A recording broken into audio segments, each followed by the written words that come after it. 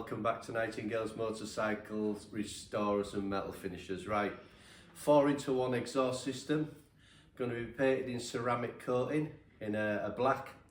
But first of all, I'm just going to try and show you a little workshop trick. Sometimes when you take the cones out the end, they're distorted and it's a little bit ovalish and going the other way and dented in, so just a little bit there. The customer asked me if I'd have a look at it. I would have done anyway if I'm going to try and paint it and bring it back up, and I've got a couple of other marks on it. But I just thought I'd show you the process and how I get them straight at the end cans, and then there's a cone what goes on it. So we'll go and have a quick look. Right, so as I say, 4-into-1, bit bent in places and not straight. So what I do is, the first trick, I measure the inside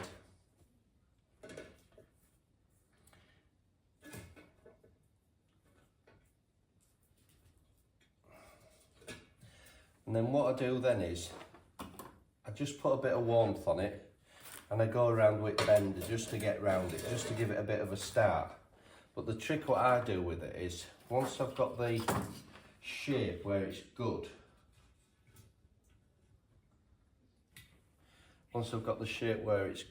I did this a bit earlier just to show you, I then measure a disc.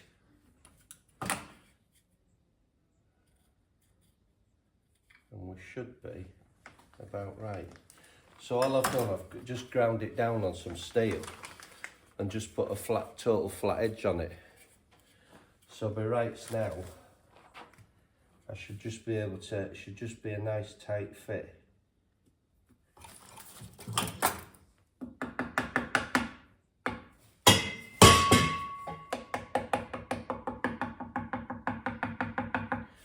So what I can do then, I can just start slowly going round it, and a bit of warmth on it, just gently tapping it round, and just taking it round, and at the same time I can just keep on watching the curvature of it. But one little trick is with this, why I use this is, if I tap in as I go along, because where it starts to go a bit indentation here, the great thing about this, if you just get them nice and tight, is take a little square that's tightened up, you see, because she's pushed in a little bit, but at the same time I put a bit of warmth on it now, like that, and then I'll just go around it and tap round, and then when I've finished I'll just keep going, get my curve back on it with a few taps.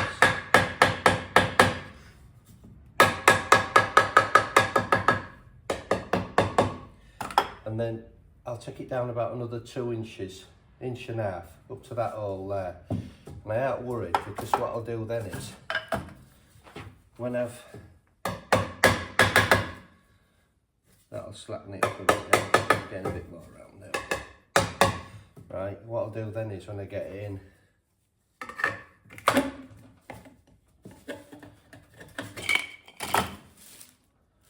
just pull around.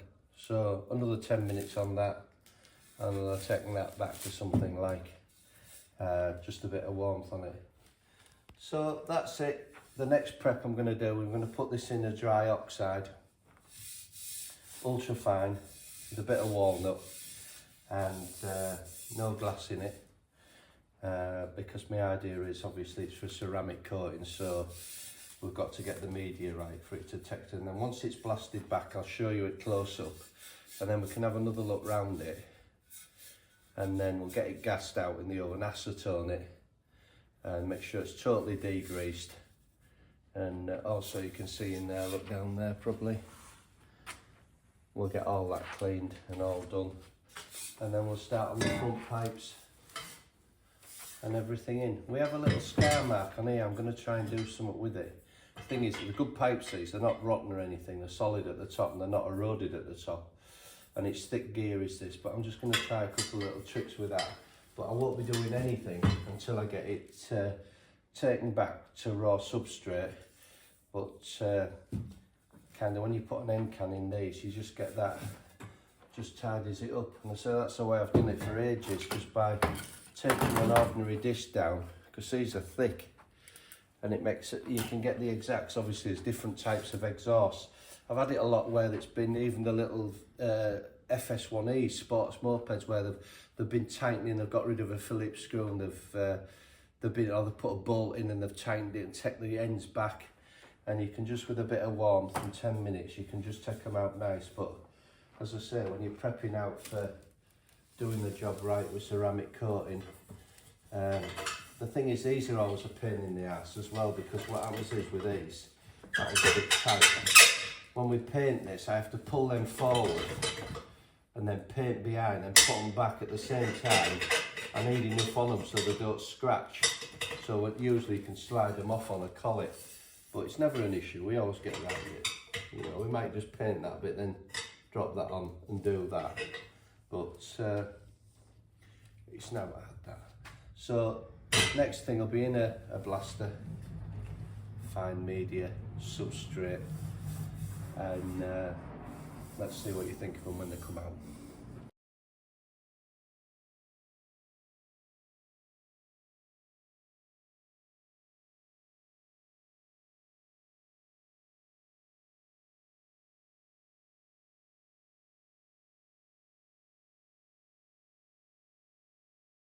Right, so you've seen some photographs there of the prep up to now. These have just come out the cabinet. As you can see, by spending a little bit more time on them, you know, it just shows you what you can feed the metal back to. Ultra smooth, fantastic. And you're getting into everything. I've just changed the media again on this, because the thing is, when you're going from one thing to another, when I come back to painting, I just drop the media, put fresh in it, and then I've not got no contamination in it. But what I'll do now is I'm going to have a look at these marks, see if there's anything I can do. And then after that, I'm going to get these acetone down and gassed out in the oven. And the reason we gas out is because any impurities, grease or anything especially around the manifold heads here, you know, and how we find this out is when you gas something out, you'll get back and you'll get like a cloudy mark around it. And if it is, then we'll just do the process again. We'll just acetone it down again and gas it out. It's not today, tomorrow. It's when you paint something. It's a few months down the line. It's adhesion to the substrate. So it's just little things we do just to keep them right. And I can't stress enough, we're gassing out on everything. If you miss a process, it can bite you. And you've got to remember, when you're trying to take these back like this, we don't have any primer with any of the ceramic coatings we use. So your substrate has to be good. So when you get the front pipes, which are nice like this, it makes a treat to paint it onto them, you know. So after that, once I've done that, the next stage will be, we'll give the spray booth a clean down. These will come out gassed out. We'll get some paint mixed. And, well, this will be a 1 part on this. So it'll be air cure, so 24 hours to touch and then 4 days and it'll be dry. Again, 625, the usual brake fluid, petrol resistant, and a factory finish, hopefully you'll see on this. There's a little end cone and a little bracket for the customer. I mean, there's no, this particular coating going on here, there's no mixing of hardener to anything, because we're not mixing it to a shade and we're not putting it through the oven for curing. I'm only using the oven to gas out. So it'll be straight through, filtered through a 150 strainer. I use metal ones instead of paper, just the way I am with it, for any contam off paper filters. Not that you get any, but it's just it's quicker for me to keep me mesh filters right. It'll be on a smaller water gun, approximately 20, 22, 25, 26 PSA with a 0.8 cap in it. So it's just straightforward painting with ceramic, because it is extra thin. You get more technical when you do pistons and camshafts and valves, which I will do that in a couple of weeks. I'll show you us doing some pistons on the table, because I do get asked how do I get the pass rate and I'll go on to wet film thickness readings with a gauge and tell you what we get up to on it. So right, let's get prepped up, have a look at these, see if there's anything I can do. Acetoned out, gassed out, and ready into a spray booth for painting. Right, so we've got these gassed out, acetone down, into the booth. We'll just get gun set up and then we'll start painting, and let's see how we get on. I've just flashed the edges over 5 minutes ago and let them just flash off, so we'll go straight into paint.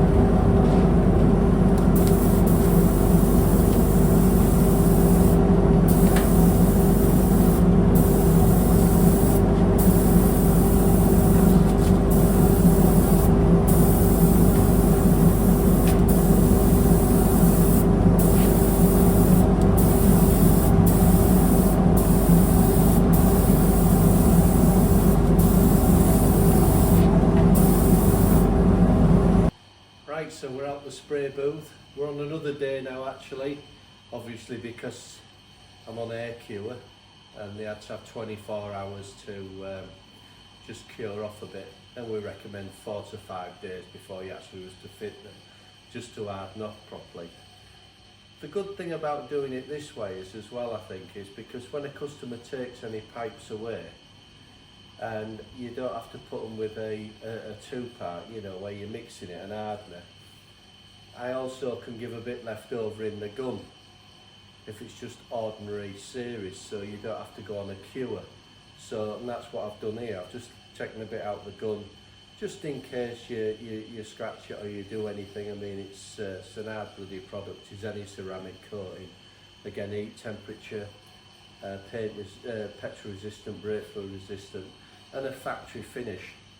So it's been a good one to show you this, because I'm trying to do things, obviously if I do every video then it's just boring, trying to make things a bit different. I'm going to go on to something in a minute after these, just for a few minutes, but we'll let you have a look at these and see what you think. As I say, this is a black velvet colour, which isn't flat matte, it's just got a bit of life in it, and I think it's a lovely kind of factory stealthy finish.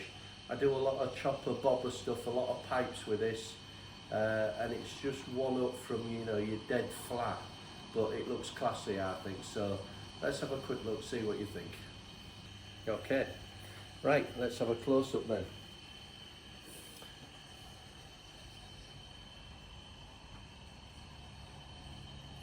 Cerakote pipe this, so we've got the end cap and the bracket, can done, and as you work through, look,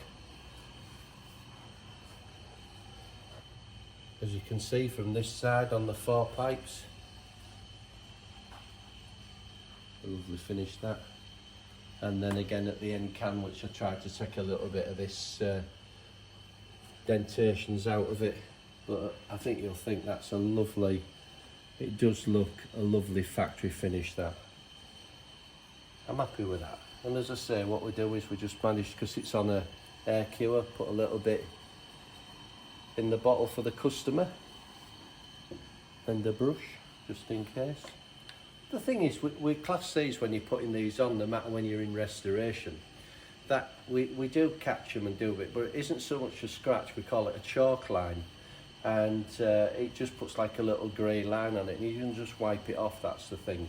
But it's just in case, so you scuff it further on in the day, you know, later on. So yeah, they're really nice then, and now they'll have 4 days to cure off and they'll be ready to go. So I'll just show you another wheel I did in this colour and just tell you about that while we're looking at a few bits. And I'm going on to a bit of X7 wheels as well, just for a couple of minutes.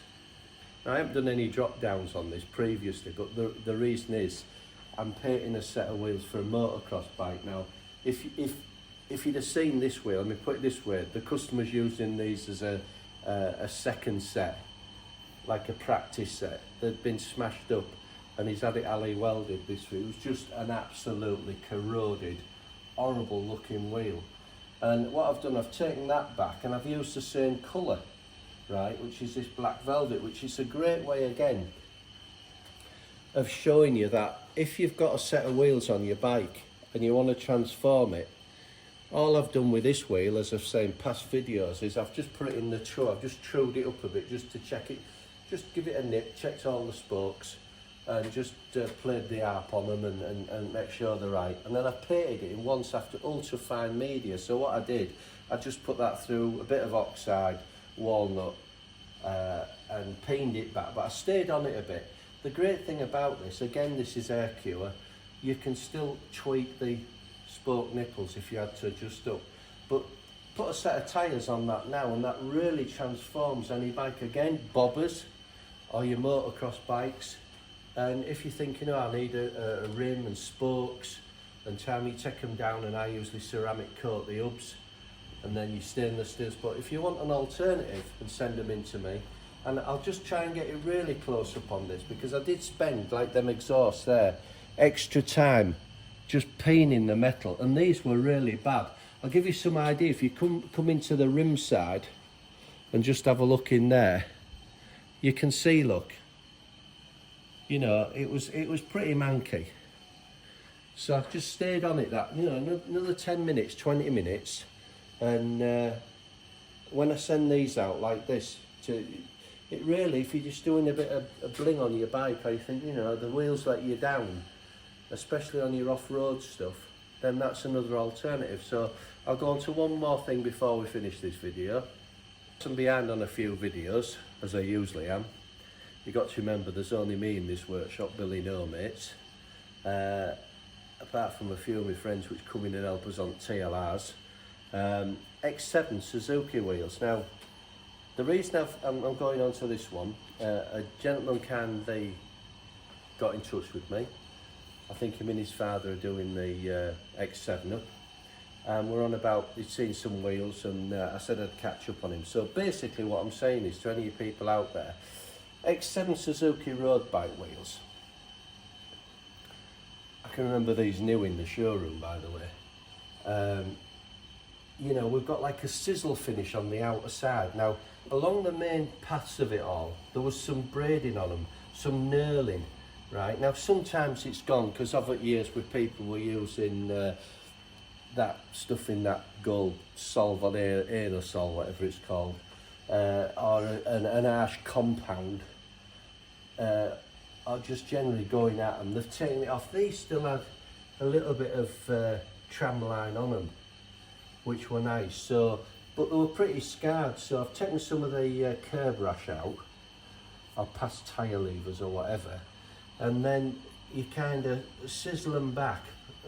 Again, in a dry machine first, because if I put them in a dry machine, I usually then put them in a vapor blaster because it lights it up and I can see any scars on them. And then they go for what I call a sizzle finish, which is the word bling. I think they look out of character. But some of you who are extra show boys on these will know exactly what I'm on about, I think. So I call it a sizzle finish. So we take it to an higher gloss polishing, then I kill it down a little bit, and it's just like a satiny, and then just trying to do this. They're a bit fiddly, these, because you've got to mask everything off to get inside and round everything, but they're worth doing. Once they're done, they look really good. And I've got this one at the back to, so you know, it's got the usual and dings and dents and bits on it, but we can stay on it, but it's still got that original knurling. That's why with super fine oxides, you don't want to take that off. You don't want to out aggressive, because we'll lose that. And that's, if you've got that still, it's good. If you haven't, it's not the end of the world, is it? On the final thing for when you're watching on these, now I've done this again in a black velvet. This was done a couple of months ago, but if you look on some of the, say, a ceramic coating site like Cerakote, you may there's another colour I've used a couple of years ago, which is Sniper Grey. Now, when these, if you're going to match them up nearly exact, you might start looking down and come back to me with a colour. But the Sniper Grey is just a little bit off a bit. You'd think it was a black, but it has got more grey in it. And I think these were more for the ones that have been immaculate. But that's up to you. You know, you've got the choice. That's a colour, or that Sniper Greyish. But you can have a look on a big screen at that. And that's on an H234 is that Sniper Grey. So that'll give you some idea. That. Yeah, just a little bit off. So the wheels, I will eventually get back onto this back wheel, but I'm just trying to do this one because, as I say, if someone bothers to phone me up and ask me about things, and I've had a few inquiries from all over the world actually on different Honda TLRs and different stuff, and we've fixed a few bits over the phone. As I say, it's great, you know, it's all good, means you're watching, and the videos were never ever meant for going out like they are doing. The videos were just to tell you your parts are ready. So like this exhaust been done, these wheels been done, you know, you press the button and people are at work and they can see the parts, if they get the consent, that is. So that I think will just about wrap it off, because I said this time of year it's starting again, to give you some idea. If you look behind me, look at this line of petrol tanks in, all in for major surgery, right? When I say different, thick rust, paint taking off, going to be painted. Big tank, thick rust, probably the dreaded liner, so it'll have to go through, and the paint taken off in here, peen. Thick rust, another tank we might save, another one which is a failed liner. And to be fair, that tank there, the painter who's coming with that, what a superb job he made of that tank. But unfortunately, a failed liner, and that's what I say, you know, you've got to really look at the YouTube video I did on tutorial of my own gear. You can do it at home if you live far away from me, or even if you bought the product off somebody else, you're welcome to ring me or watch my tutorial on it. I've done it for many years and I've taken a lot of these liners out. Remember, I hate talking liners. Liners are the last resort.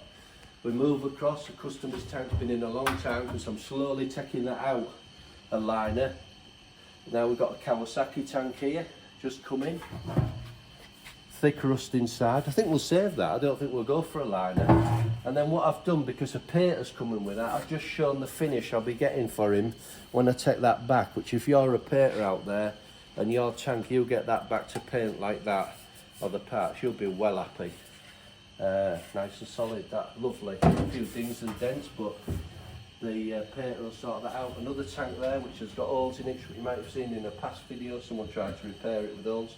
It will need a liner, unfortunately. So we're backing up and we've got tanks in the other side, so they're coming at us, you know, with all the different problems of different tanks inside and different issues. I have pressure tested these. I do a low pressure test on them, some washing up liquid round, just to see if we've got any seams, because you have to kind of get the guideline to say, well, is it leaking to start with, because we know it will need a liner then. But if we're solid at this stage, we'll take them back, like you see the rust inside these tanks, and I think if you can get a close-up of that one. Don't be fooled though, because we can save them. The products I do are in-house here. It can save them. Again, tank liners, and don't waste your money, or in the event of one failing, after a superb job that is, a bit like that one, I ever painted that this time. Cracking job, that's beautiful, is that? What a shame that is. So, as usual, thanks for watching. Subscribe if you wish to. And we're based in Scarborough, North Yorkshire, 01723 370399. We're going to put out a couple of other videos, but it'll be next week now, so it'll be probably next Wednesday, and the next video, because we're away for a few days, and catch up on a few more items in the works. There's a lot happening, couple of special bikes coming in. We've got projects when we turn around still on our TLR 200s, and there's a little bit of an update on some products we have. So till the next time, thanks for watching, do appreciate it, and if you need to have a word with me after 3 o'clock, that's when the machinery's off. But as I say, we're away for a few days. I'll just check what date are we on now. Tuesday, 25th. 25th, so we're back on the Monday the 1st. Monday the 1st, so you can catch me then after 3 o'clock, and see you in the next one.